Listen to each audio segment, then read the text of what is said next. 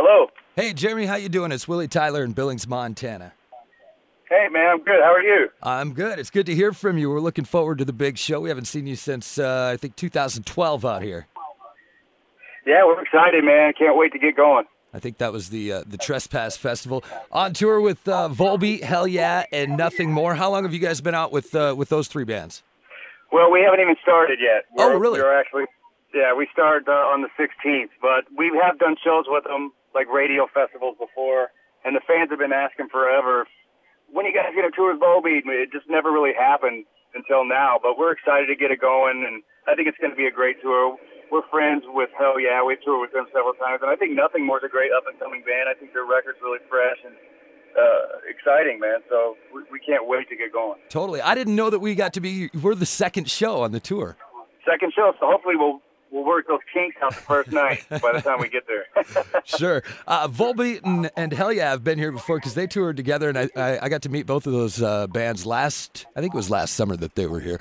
But we're always excited when Death Punch is in town. I mean, I've been a fan since at least 2010, but an even bigger fan lately, mostly since the Rising Sun video came out. That is so badass. Oh, thanks. Yeah, that was a lot of fun to make, actually. Took a couple days, and we did it out here in Vegas. And it was Zoltan came up with the concept. I think he did a really good job, and it turned out to be one of our cooler videos, I think. Oh, it's absolutely cool, and it's almost better production quality and better written than most movies that I've seen. I bet I've watched it 100 times, man. I dig it. Oh, yeah, cool, man. Thank you. How'd you guys choose that for a cover? I mean, I know you guys did Bad Company for a cover, one of your first kind of big hits, but how did that come about? Ivan chose that song. He always loved singing it. I can see why, as a vocalist, you dig singing that because you get to really build out the chorus. And that was actually the first song Zoltan ever learned how to play on guitar, so it was like coming full circle for him. At first, I was unsure about it. I'm like, I don't know, man. It's kind of like a waltz. It's like a folk waltz.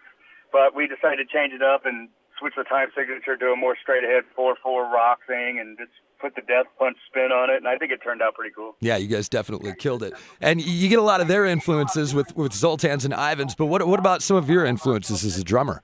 Well, I mean, I certainly wasn't thrilled about the waltz dance feel. You know, I wanted to make it more rock and stomping and more just heavy Death Punch style, so I kind of voiced my opinion about that and got that changed.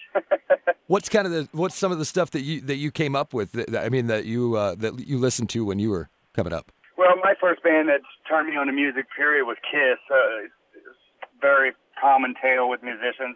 Right. Kiss just kind of blew me away. I was staring at the record covers at a young age, and it had a real impression on me. So, you know, and then I discovered bands like Metallica and Slayer later, and then that kind of blew me away with the double bass and all that stuff. So it made me want to kind of try to be one of those guys, and you know, now I get to play on a double bass and Death Punch, so it's cool. Right. And did you get to meet Halford when he did Lift Me Up with you guys, or were you in the same studio and stuff? Oh yeah, he came to our studio in Vegas, and we got to go out to dinner with him. He was a super cool cat, man, very nice, humble, intelligent. Like, the guy's lived it, man, 40 years doing this, so he's lived it over and over. He's just a real cool cat, man.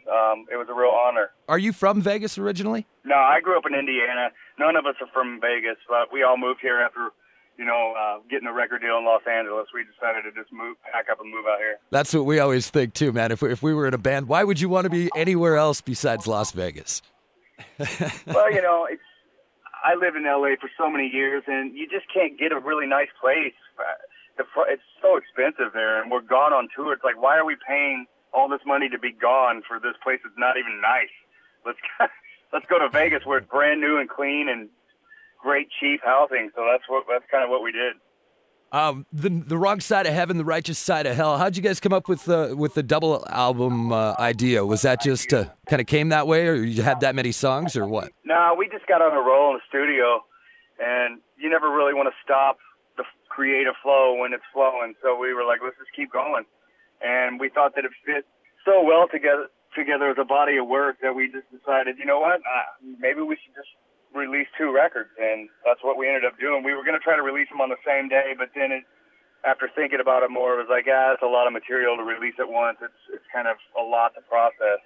So we decided to stagger release them 6 months apart, and I think it turned out to be pretty decent. I like how it's set up too with the songs. It's not like a Use Your Illusion 1 and 2 kind of thing. It's totally different idea. Yeah, we did toss around the idea of releasing it at the same time, but then it's just too much, I think, to ask for people to focus in on that much material at once. Do you guys already have stuff together for a 6th album?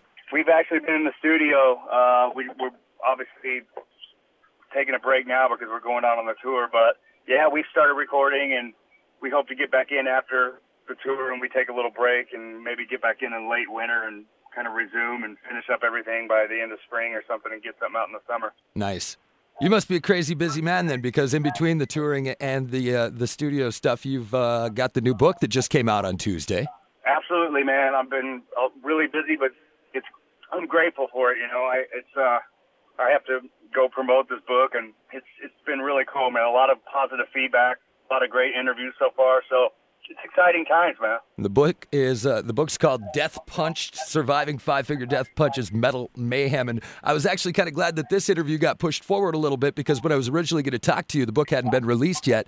And it has been now, and I've got to read a lot of reviews and even some little pieces out of it, and it looks incredible. Well, thanks, man. I'm really proud of it. It was a lot of work. It's you never really think that writing a book is that kind of work, but boy, was it ever a heck of an undertaking. And I'm really happy with the way it turned out, and I'm really happy with the fact that people are already emailing me saying, "Hey, this has been very beneficial to me." And I had one guy say that his dad read it and is like considering stopping drinking now, because it's helping him take a look at his situation, which that stuff's really cool and positive. Yeah, that's excellent. I actually read some stuff this morning from some really big rock stars that had already read it in this last week that were commenting on some of the stuff in there too. So that's going to feel cool. Why don't you tell us a little bit about it, about what the story is? Well, it's basically my whole life story. I kind of struggled with addiction throughout my life. So I kind of just talk in detail about my struggles with addiction, as well as my journey on trying to make it as a musician. I think there's so many musicians out there like myself that have struggled in bands that never quite got there. And then obviously I was fortunate enough to have the breakthrough with Death Punch. So I talk about all of it, the struggle before, the forming of the band, the rise to success, and the pitfalls of partying along the way. So it's all kind of documented in there. All right, and it's Death Punched: Surviving 5-Finger Death Punches Metal Mayhem from Jeremy Spencer. Jeremy, I appreciate you taking time with me. Man, we're looking forward to it. I'm really excited to see second show on the tour. That's cool. Awesome, thanks. We're excited to be there.